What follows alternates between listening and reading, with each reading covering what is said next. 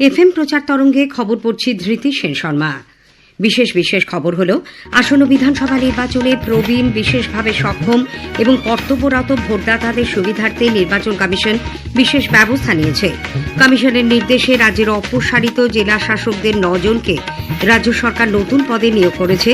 বিধাননগরের police commissioner Muralidhar Sharma ও শিলিগুড়ির police commissioner Syed Waker রাজা সহ 5 আইপিএস আধিকারিককে আপাতত পর্যবেক্ষক হিসেবে অন্য রাজ্যে যেতে হচ্ছে না। বিধানসভা নির্বাচনে বিজেপি ও বামফ্রন্ট আজ দ্বিতীয় দফার প্রার্থী তালিকা ঘোষণা করেছে। কলকাতা হাইকোর্ট সন্দেশখালী কাণ্ডে সিবিআই এর হাতে ধৃত শেখ শাহজাহান ও আলমগীরের জামিনের আবেদন খারিজ করে দিয়েছে।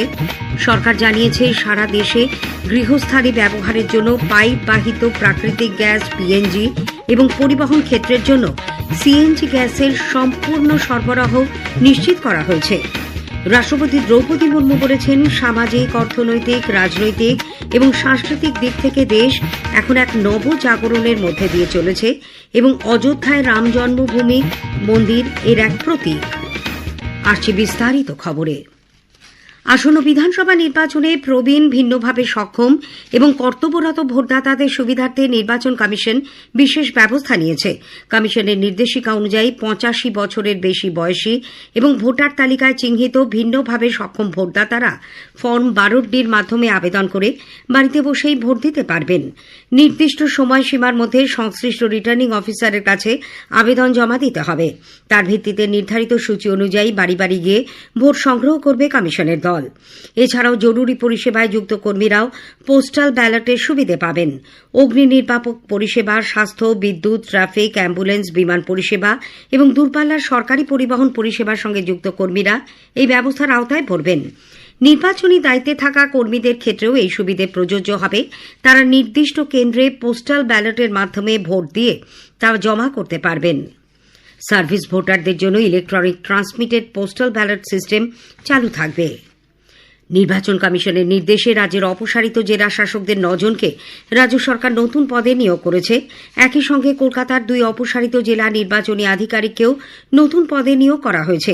অবিলম্বে তাদের নতুন পদে দায়িত্ব নিতে হবে বলে কর্মীবর্গ ও প্রশাসনিক সংস্কার দপ্তরের এক নির্দেশিকায় জানানো হয়েছে। দক্ষিণ 24 পরগনার অপসারিত জেলা শাসক অরবিন্দ কুমার মিনাকে রাজ্যের সংখ্যালঘু বিষয়ক দপ্তরের সচিব করা হয়েছে। পূর্ব বর্ধমানের অপসারিত জেলা শাসক পদে ছিলেন আয়েশা রানী, তাকে পুর নগর উন্নয়ন দপ্তরের সচিব করা হয়েছে। মুর্শিদাবাদের অপসারিত জেলা শাসক সুরেন্দ্র কুমার মিনা হচ্ছেন কৃষি দপ্তরের বিশেষ সচিব। নদিয়ার অপসারিত জেলা শাসক নিখিল নির্মল স্কুল শিক্ষা দপ্তরের বিশেষ সচিবের দায়িত্ব পেয়েছেন। মালদার অপসারিত জেলা শাসক প্রীতি গোয়ালকে স্বাস্থ্য দপ্তরের বিশেষ সচিব নিযুক্ত করা হয়েছে। উত্তর 24 পরগনার জেলা শাসক সিয়াদ এনকে পঞ্চায়েত ও গ্রামোন্নয়ন দপ্তরের বিশেষ সচিব করে পাঠানো হয়েছে। আলিপুরদুয়ারের অপসারিত জেলা শাসক অভিজিৎ তুকারাম পশু সম্পদ দপ্তরের বিশেষ সচিব হচ্ছেন। কোচবিহারের অপসারিত জেলা শাসক রাজু মিশ্র পাচ্ছেন পরিবহন দপ্তরের বিশেষ সচিবের দায়িত্ব। জলপাইগুড়ির অপসারিত জেলা শাসক রবি প্রকাশ মিনা গণশিক্ষা বিভাগের বিশেষ সচিবের দায়িত্ব পেয়েছেন। কলকাতা উত্তরের অপসারিত জেলা নির্বাচনী আধিকারিক অংশুল গুপ্তকে পুর নগর উন্নয়ন দপ্তরের বিশেষ সচিব করে পাঠানো হয়েছে। কলকাতা দক্ষিণের অপসারিত ডিও সুমিত গুপ্তকে বিপর্যয় মোকাবিলা দপ্তরের সচিবের দায়িত্ব দেওয়া হয়েছে। এদিকে বিধাননগরের পুলিশ কমিশনার মুরলীধর শর্মা ও শিলিগুড়ির পুলিশ কমিশনার সৈয়দ ওয়াকার রাজা সহ রাজ্যের 5 আইপিএস আধিকারিককে আপাতত পর্যবেক্ষক হিসেবে অন্য রাজ্যে যেতে হচ্ছে না। কমিশন তাদের রিজার্ভে রেখেছেন, ফলে এখন তারা নিজেদের পদে কাজ চালিয়ে যেতে পারবেন। উল্লেখ্য, নির্বাচন কমিশন গতরাতে জানিয়েছিল, রাজ্যের 15 জন আইপিএস আধিকারিককে নির্বাচনী পর্যবেক্ষক হিসেবে তামিলনাড়ু এবং কেরালে পাঠানো হচ্ছে।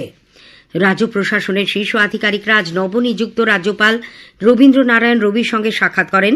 নবনিযুক্ত মুখ্য সচিব দুষ্মন্ত নারিয়াল, স্বরাষ্ট্র সচিব সংঘমিত্রা ঘোষ, রাজ্য পুলিশের মহানির্দেশক সিদ্ধিনাথ গুপ্তা এবং কলকাতার পুলিশ কমিশনার অজয় কুমার নন্দ লোকভবনে রাজ্যপালের সঙ্গে বৈঠক করেন।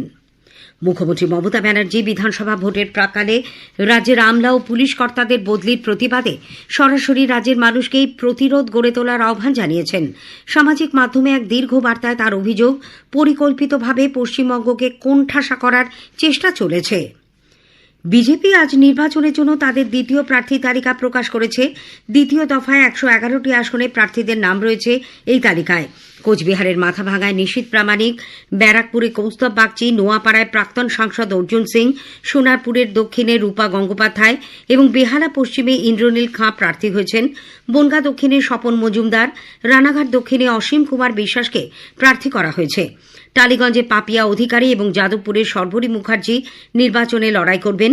হিঙ্গলগঞ্জে বিজেপির হয়ে লড়বেন রেখা পাত্র।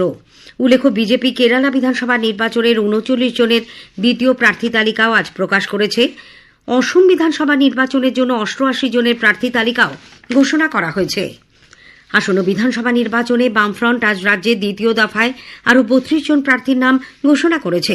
ফ্রন্টের চেয়ারম্যান বিমান বসুর শারীরিক অসুস্থতার কারণে প্রবীণ আরসিপিআই নেতা মিহির বাইন কলকাতায় এক সাংবাদিক বৈঠকে এই তালিকা ঘোষণা করেন। উল্লেখযোগ্য প্রার্থীদের মধ্যে আছেন ভবানীপুরে আইনজীবী শ্রীজীব বিশ্বাস, টালিগঞ্জে অধ্যাপক পার্থপ্রতিম বিশ্বাস, বালিগঞ্জে আফরিন বেগম, মেটিয়াবুরুজে আইনজীবী মনিরুল ইসলাম প্রমুখ। রাজ্যে বিভিন্ন দলের প্রার্থী তালিকা প্রকাশ হওয়ার সঙ্গে সঙ্গে জোর কদমে প্রচারাভিযান শুরু হয়েছে। কলকাতায় সবচেয়ে নজরকাড়া কেন্দ্র ভবানীপুরে আজ যান বিজেপি প্রার্থী শুভেন্দু অধিকারী। বেশ কিছুক্ষণ তিনি জনসংযোগ করেন। অন্যদিকে ওই কেন্দ্রে শাসক দলের পক্ষ থেকে প্রার্থী মমতা ব্যানার্জির নামে সকাল থেকেই শুরু হয় দেওয়াল লিখন। এদিকে ভবানীপুরে ভোটের প্রচার করার সময় বিরোধী দলনেতা শুভেন্দু অধিকারীকে ঘিরে বিক্ষোভ দেখানো হয়েছে এই অভিযোগ করে তার কড়া সমালোচনা করেন বিজেপির রাজ্য সভাপতি শ্রমিক ভট্টাচার্য। দিল্লি থেকে কলকাতায় ফিরে বিমানবন্দরে সাংবাদিকদের তিনি বলেন, পশ্চিমবঙ্গে প্রশাসনের রাজনীতিকরণ সম্পূর্ণ হয়েছে।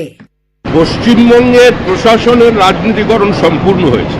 কোনো প্রার্থী নির্বাচন কেন্দ্রে গেলে তাকে ঘিরে বিক্ষোভ দেখানোটা এটা শুধু রাজনৈতিক শিষ্টাচার বিরোধী নয়, এটা কার্যত মডেল কোড অফ কন্ডাক্টের বিরোধিতা। এটা অগণতান্ত্রিক স্বৈরাচারী সরকার এই মুহূর্তে পশ্চিমবঙ্গে ক্ষমতায় আছে, মানুষ এটাকে উপড়ে ফেলে দেবে। কলকাতা হাইকোর্ট সন্দেশকারী কাণ্ডে ধৃত সিবিআই এর হাতে ধৃত শেখ শাহজাহান ও আলমগীরের জামিনের আবেদন খারিজ করে দিয়েছে। শাহজাহানের আইনজীবী আদালতে জানান, জামিন মামলার শুনানির সময় সাক্ষীর সংখ্যা ৮৬ থেকে বেড়ে প্রায় ২০০ দাঁড়িয়েছে। এছাড়া যার বয়ানের ভিত্তিতে শেখ শাহজাহানকে অভিযুক্ত করা হয়েছে সেই মাজেদা বিবিকে অভিযুক্ত করে চার্জশিট দিয়েছে সিবিআই। এর প্রেক্ষিতে বিচারপতি শুভ্রা ঘোষ তার নির্দেশে জানিয়েছেন, নতুন করে পাওয়া তথ্যের উপর ভিত্তি করে কলকাতা হাইকোর্টে ফের জামিনের আবেদন করতে হবে। আজকের প্রসঙ্গে এবারের বিষয় ঋতু পরিবর্তনের সন্ধিক্ষণের স্বাস্থ্য সচেতনতা। এই নিয়ে বিশিষ্ট জনস্বাস্থ্য বিশেষজ্ঞ ডাক্তার কাজল কৃষ্ণ বণিকের সঙ্গে কথা বলেছেন কাশফিন নাহার। আকাশবাণীর সংবাদ বিভাগ প্রযোজিত অনুষ্ঠানটি শুনবেন রাত ৮টায় গীতাঞ্জলি, ডিটিএইচ বাংলা এবং আকাশবাণী সংবাদ কলকাতার সোশ্যাল মিডিয়া প্ল্যাটফর্মে। এ খবর আপনারা শুনছেন আকাশবাণী থেকে। সরকার জানিয়েছে, সারা দেশে গৃহস্থালির ব্যবহারের জন্য পাইপবাহিত প্রাকৃতিক গ্যাস পিএনজি এবং পরিবহন ক্ষেত্রের জন্য সিএনজি গ্যাসের সম্পূর্ণ সরবরাহ নিশ্চিত করা হয়েছে। নতুন দিল্লিতে পশ্চিম এশিয়ার সাম্প্রতিক পরিস্থিতি নিয়ে এক আন্তঃমন্ত্রক বৈঠকে পেট্রোলিয়াম ও প্রাকৃতিক গ্যাস মন্ত্রকের যুগ্ম সচিব সুজাতা শর্মা বলেন, মাত্র ২ সপ্তাহের মধ্যে প্রায় ১,২৫,০০০ গার্হস্থ্য ও বাণিজ্যিক গ্যাসের সংযোগ দেওয়া হয়েছে। তিনি জানান, গত ৩ দিনে ৫,৬০০রও বেশি গ্রাহক সফলভাবে পাইপবাহিত প্রাকৃতিক গ্যাস পিএনজির সংযোগ নিয়েছেন। বাণিজ্যিক এলপিজি প্রসঙ্গে তিনি বলেন, প্রায় ১৭টি রাজ্যের সরকার এ বিষয়ে নির্দেশ জারি করেছে এবং সব রাজ্য ও কেন্দ্রশাসিত অঞ্চলে বাণিজ্যিক এলপিজি সরবরাহ সুনিশ্চিত করা হয়েছে।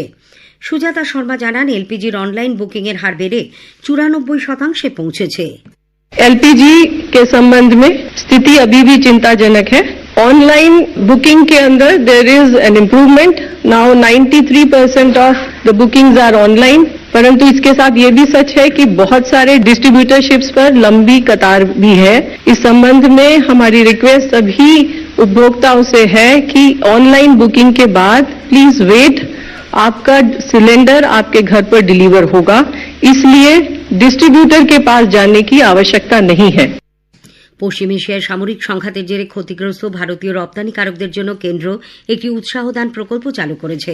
বৈদেশিক বাণিজ্যের মহানির্দেশক লভ আগরওয়াল আজ নতুন দিল্লিতে এক সাংবাদিক সম্মেলনে জানান, ১৪ ফেব্রুয়ারি থেকে ১৫ মার্চ পর্যন্ত যে সমস্ত রপ্তানিকারক তাদের পণ্যদ্রব্য বিমান অথবা জাহাজ যোগে বিদেশে পাঠিয়েছেন তার ব্যয় এই বিমা প্রকল্পের আওতায় আসবে।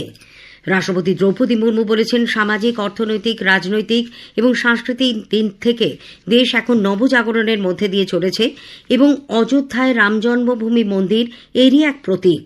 উত্তরপ্রদেশে আজ সকালে এই মন্দিরে আয়োজিত এক অনুষ্ঠানে তিনি একথা বলেন। মন্দিরের ভেতরে বিভিন্ন স্থানে পুজো দিয়ে রাষ্ট্রপতি শ্রীরামযন্ত্র স্থাপনা অনুষ্ঠানে যোগ দেন। বৈদিক মন্ত্রোচ্চারণের মধ্যে দিয়ে মন্দিরের তৃতীয় তলায় আজ এই যন্ত্র প্রতিষ্ঠা করা হয়। উল্লেখ্য, রাষ্ট্রপতি বর্তমানে 3 দিনের উত্তরপ্রদেশ সফরে রয়েছেন। প্রধানমন্ত্রী নরেন্দ্র মোদী চৈত্র নবরাত্রি উপলক্ষে সকলকে শুভেচ্ছা জানিয়েছেন। দেশবাসীর উদ্দেশ্যে লেখা এক চিঠিতে তিনি বলেছেন, চৈত্র শুক্ল প্রতিপদের এই পবিত্র তিথি দেশের প্রাচীন বৈজ্ঞানিক কালগণনা পদ্ধতির ওপর ভিত্তি করেই। উল্লেখ্য, চৈত্র নবরাত্রির আজ প্রথম দিন, চলবে 27শে মার্চ পর্যন্ত।